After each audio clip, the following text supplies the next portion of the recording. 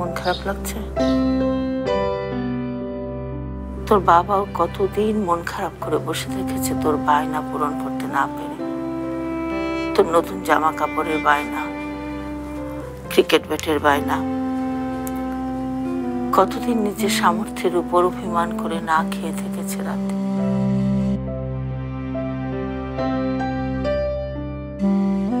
কিন্তু কোনোদিনও টাকা উপার্জনের জন্য অসৎ পথে পা বাড়ায়নি মানুষটা।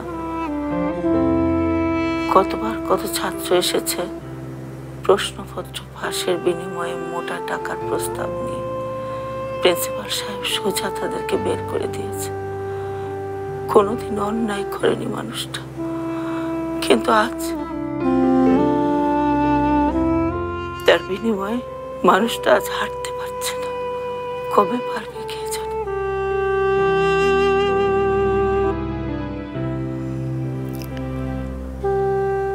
যে যা খুশি বলুক, যত ইচ্ছা দোষ দিক, কিন্তু আমি জানি প্রিন্সিপাল সাহেবের ছেলে টাকার জন্য এই কাজটা করতে পারে না।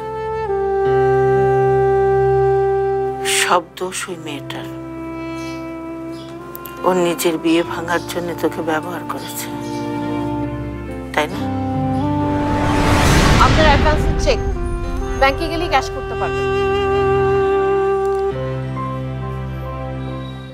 এটা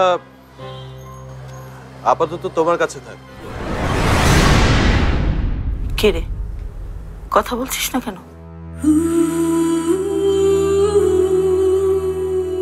সত্যিটা আমাকে বল বাবা।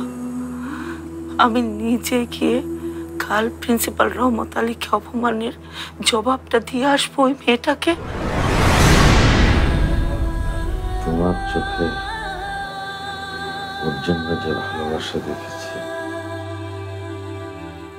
সেটা সারা জীবন ধরে রেখো বাবা। নিজের ভালোবাসা কোনোদিন কোনো কারণে অসম্মান করো না।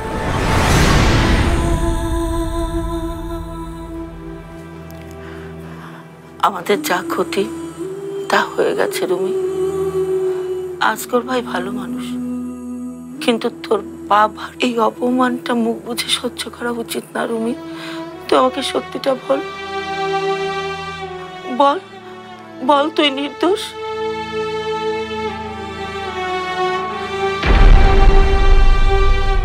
তার মানে তুই টাকার জন্যই?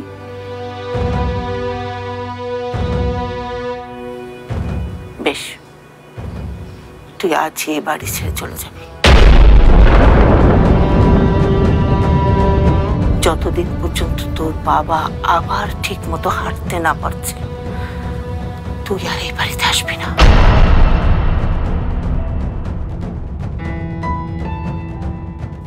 খাওয়া শেষ কর।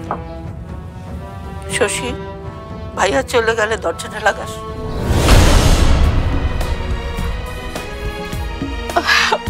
ভাইয়া কি হচ্ছে? আমি মাকে বলিস।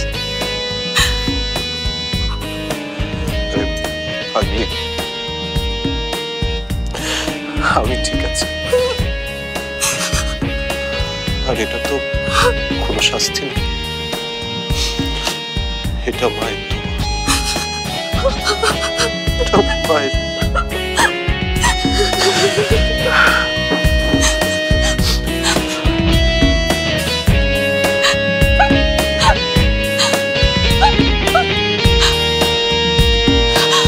সুখেরই পৃথিবী, সুখেরই অভিনয়, যতই আড়ালে রাখো আসলে কেউ